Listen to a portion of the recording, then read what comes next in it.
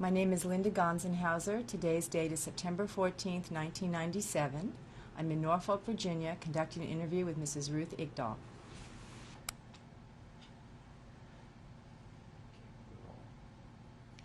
Mrs. Igdal, would you state your full name? My name is Ruth Igdal. Would you spell it? Ruthigdal. And your name at birth? Shapiro. Shipor.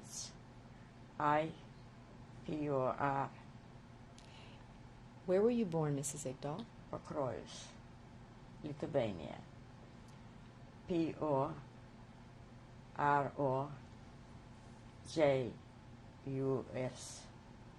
Lithuania. Lithounie. What date were you born? November the 14th, 1925. How old are you today? Today I'm 82. Your mother's name? Frada, Frada. And her name at birth? Katz, Katz. Where was your mother born? In Pakruojus. Your father's name? Moise, Moise. And where was your Shapiro, Shpiro.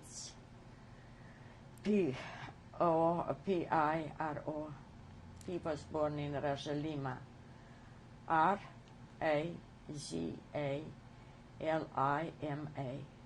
What country?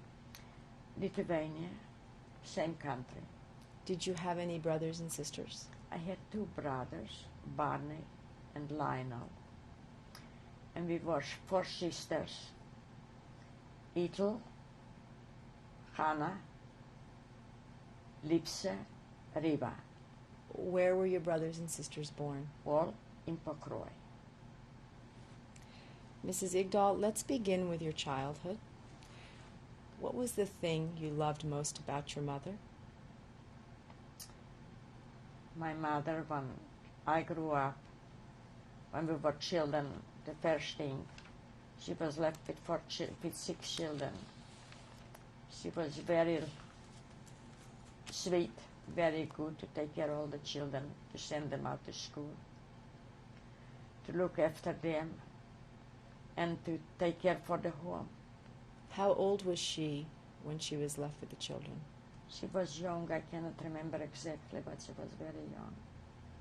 What My happened? father was only 39 when he passed away. What did he pass away from? Heart attack. What was one of the most important lessons your mother taught you? My mother taught us always to be good, to be right, to go to school, to learn, to respect people. And that's the way we grew up. And the older we got, we understood more. We helped more mother, whatever she asked us to do. Until we came up in the further in school, that we didn't have so much time. We had to take the time for ourselves. But life was very nice. When you think of her, Mrs. Igdal, what's the first thing that comes to mind? The first what? First thing that comes to mind about your mother. She was so good. She just loved her kids, and we loved her. She used to do everything for her children. She was the father and the mother. Can you tell me about your father? I don't remember my father much because I was little when he passed away. How old were you? It was maybe about 3 or 4 years old. Do you recall anything about your father? I know my mother used to talk and tell about that he used to bring us always good things, like he used to handle with a baron von kite, and he used to bring stuffed animals, and we thought it's alive animals, and we scared, we screamed, we hollered. But then she got us to get used to that to come and to pet on the animals and to see that's animals, but they will not talk to us. They will not do no kind of harm to us. But she used to tell us all this, but I didn't remember that because I was too little. What did your father do for a living? He had a lumber yard. What did he use the lumber for? To build homes, to repair homes. Who were his customers, do you know? All kind of people, Jewish people, Lithuanian people.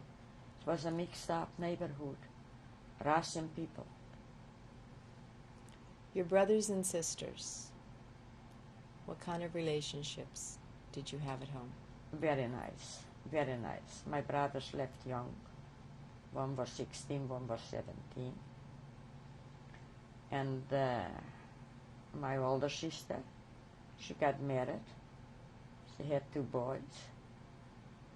One we got here. He's in Philadelphia, a doctor. The other one here in real estate. And then in 1939, her husband was already emigrated to America.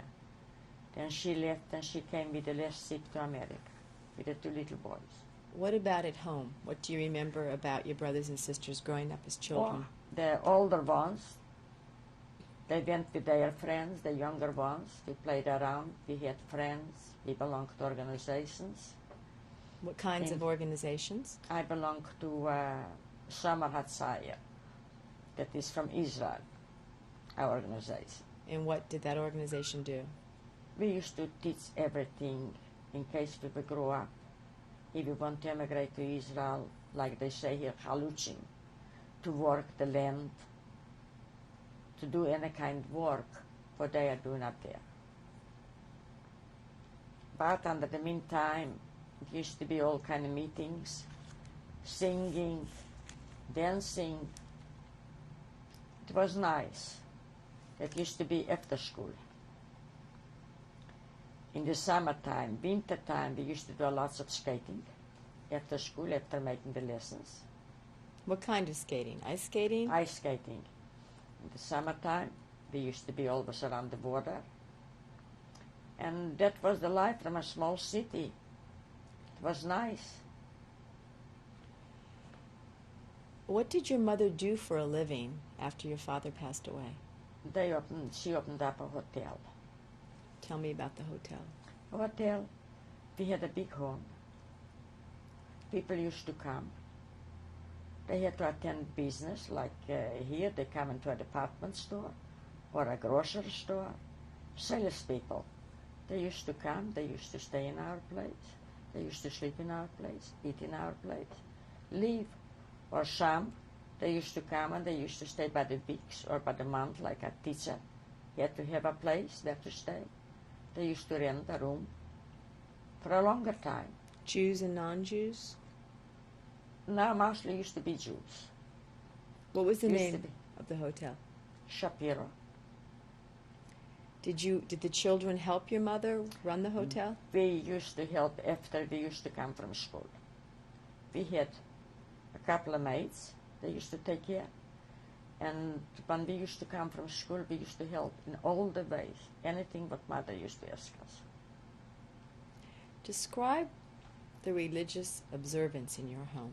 The religious, it used to be all over special. In the small cities, it was very religious, like here, Orthodox. And that's what we belong today, to the Orthodox school. In Europe, you were not allowed to do nothing.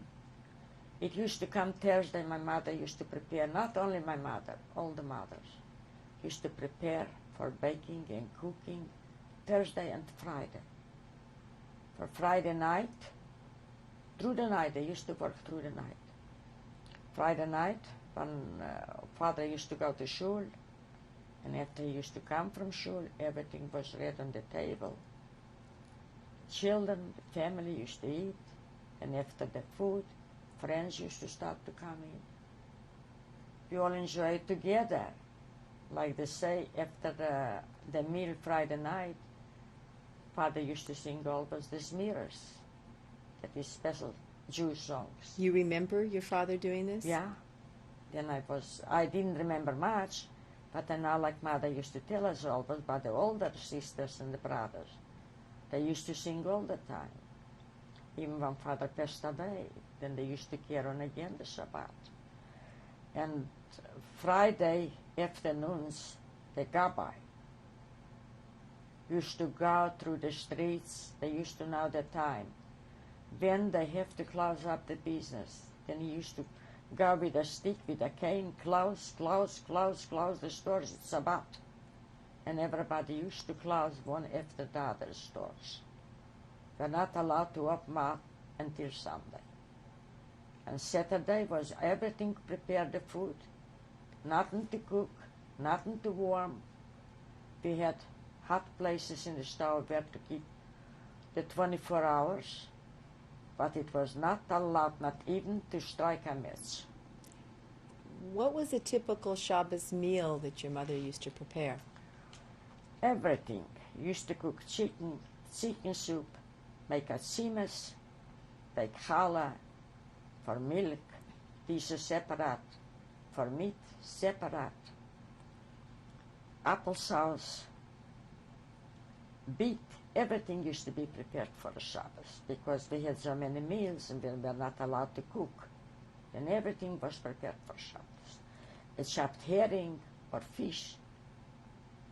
What do you remember about your mother's challah? Oh, you cannot find challah like that here. When I'm baking sometimes challah, the people like to have a piece, and I'm giving to them. When I'm baking bulkalach, what my mother used to bake, then still they love it very much. When my husband was alive, I felt like to bake, then I used to bake here and send everybody a half a dozen on a plate, right in here in my neighborhood.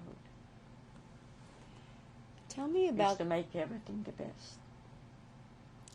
Tell me about the schools you attended. What do you remember? It was very strict, and we scared very much, because in our country it was not free school. From the first grade, when the children started school, the parents had to pay. If only a teacher would say, I'm going to tell your father or your mother, it was enough. We scared very much to come home and they will find out we didn't behave. Then the children used to try to be very, very good in school. And if not, then the teacher used to take and put us somewhere in a corner for 5-10 minutes. Or they used to have the measure just to give a couple of strikes over the fingers, and then we used to be ashamed not to do it again. It was very strict in our country. Did you go to a Jewish school? To a Jewish school, to a Jewish school now, to a Hebrew school. Jews we learned from our parents. We learned everything from the parents. Hebrew school. What grade did you attend up until? Until 8. And your brothers and sisters? The same thing. Everybody used to go at the same time. Did you have a favorite teacher? Oh yeah. They were all favorite teachers. They were all good. Wallerstein, Sudavsky. As a matter of fact, a few years ago, he was still alive in Israel. Even he's gone close to 100. But he was still alive now, I don't know. What subject did he teach you? Hebrew, everything from Hummus, Tanakh, and literature, everything, geography, everything. Do you remember your relationships with the other children in your school? Very good friends. We used to play together. We used to sing together. And we had time to get out of school and to make up our lessons. And if we didn't have nothing what to do home, we used to call up each other, going to walk, going to bike, or going on ice skating, or going swimming. That was the life in the small cities. Did you have a best friend? Oh, yeah. A she or a he? I had a she later on in the years, and I had a he. The she was all over. but she got killed in the same city. I had many friends, not one. What was her name? Nahama, and another one lives in Israel. Today she's in Israel? Right. What is her name? Hinda. Do you know her last name? Yeah, but it just jumped out of my mind. A couple of years I haven't brought it. Did you have hobbies? I had hobbies. What were your hobbies? In the wintertime we used to do a lot of work, just by making all kind of tablecloths. To do the all kind of little pillows. We used to call Mariselier. It was very beautiful. And read books. Go to the library, take books and read books. What were your favorite books to read? We were not allowed until 16, 17 years, we were not allowed to read like here the children are reading all kind of books. We could only read stories. The library knew already when we coming in. And we are still too young to get a romance, like a romance or something. We were not allowed to get that kind of books. Just all kind of stories. For Shalom Aleichem. Heb je de milcheke?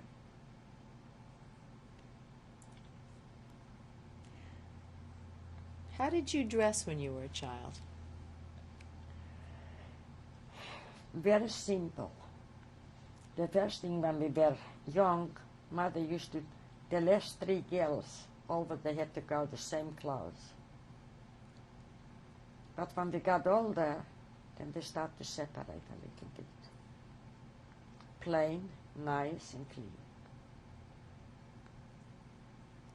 What languages did you speak at home, Mrs. Igdal? Yiddish, Hebrew, Yiddish. But we had to speak also Lithuanian language because we had neighbors.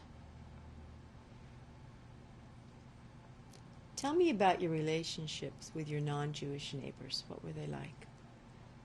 It was, we didn't mess around too much with them.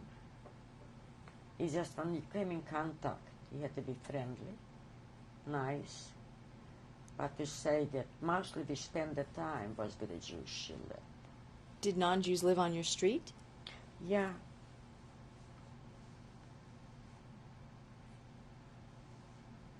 There wasn't much contact, even with the ones who lived on your street? Yeah, but everybody used to be busy for themselves because we didn't play around too much with the children. And everyone used to be busy for themselves. Do you have any memories of being taunted by the non-Jewish children, or did they let you go about your business peacefully? It used to be times, that was already later in the years.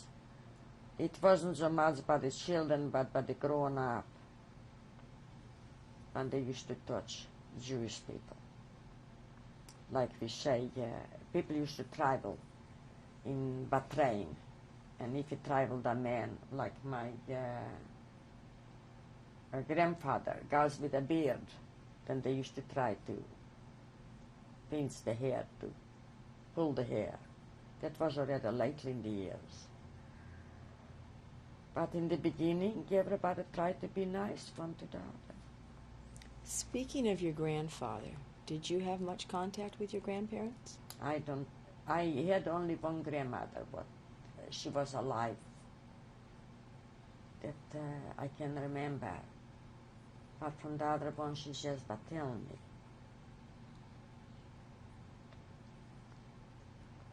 As you got older, and you graduated from the 8th grade, what did you do for a living? I helped my mother. So long she had a business, she needed help.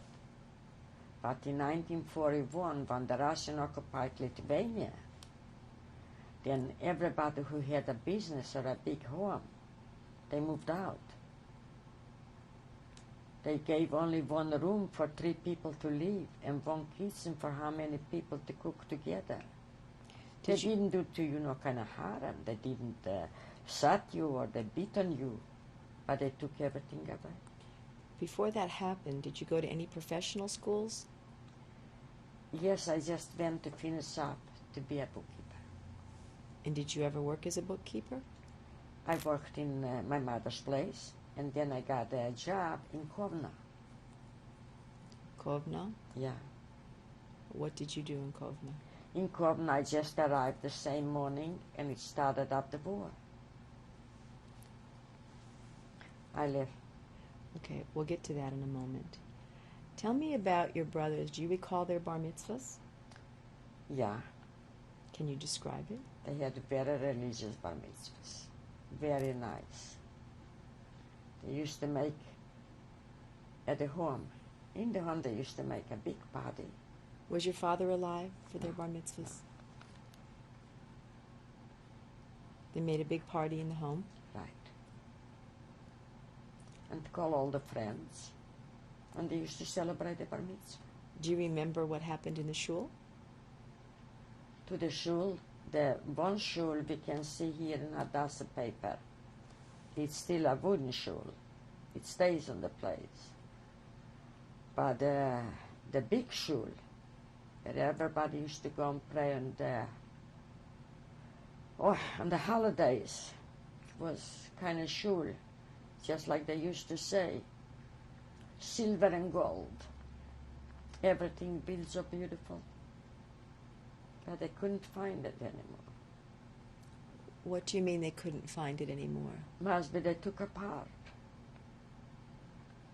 Here we can see from a Hadassah magazine that they say they find only one wooden shul in Pokroy.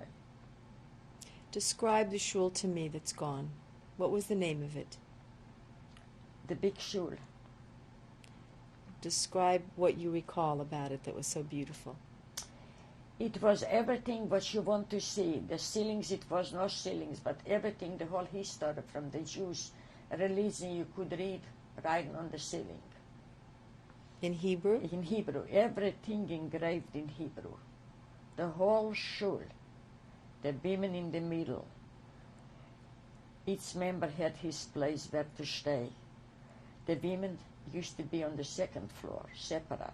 Were not allowed to be with the men together. Who did you say was in the middle? The bima, The bima. the rabbi, with the gabbai, with all the help. And all the people used to have their places around the walls. Did they bring their children to the shul? Lots of children? Yes. We used to come with mother to the shul, but we had to be around mother. We couldn't stay and look through the little wooden sticks where they used to look out across their men. For the women. The women Yeah, weren't the allowed to women. look out at the men. Right, because women had to be separate. Do you recall anything about your rabbi? Rabbi was great. Do you recall his name? Tsechanovsky. His name was Yitzhak. And the second name, Tsechanovsky. Very big rabbi. A good rabbi. He had a good family. His wife. And he had 3 or 4 sons. Do you recall him ever helping your mother since she was a single parent? When my mother needed something, we used to call a rabbi in Europe the tate. That is the father from everybody. If my mother had questions, she went to the rabbi and they talked over. Never send the children. Always the mother used to come. And he helped in all the ways. A rabbi in Europe used to be just like, I can say another time, a father. And we children used to respect them very much. Do you remember the Rebbitzin? Oh yeah. Was she equally Rebbe helpful? Tzachana. Was she equally helpful? Oh yeah. Oh yeah. Oh yeah. Very nice people. You mentioned that they called the synagogue, they referred to the synagogue as silver and gold. Right. it was everything engraved. So beautiful. The walls, the ceiling, around where the Torah used to be, the mantles, everything, everything. Even from America, when it used to come visitors, they used to make a visit special to Pokroy to come and to visit the shul and to take pictures from the shul. Do you know when they destroyed the shul? No. We wouldn't even know that still the wooden shul stays there if I wouldn't see in the Hadassah magazine. Nothing. I know only my girlfriend, after the war, she was hiding in Lithuania. She reached Pokroy, and when she went to the cemetery, she says they took off all the tombstones and they put it up for sidewalks. And the kettles are on the place from the cemetery. The what? The who? Kettles, the hidden kettles. Cows. Mrs. Igdal, the way you describe your childhood, it sounds like basically you left your neighbors, non-Jewish neighbors, alone, and they left you alone. Right. When did things... So long they didn't bother us, we didn't bother them. As the war was approaching, when did things start changing for you? What did you notice happening?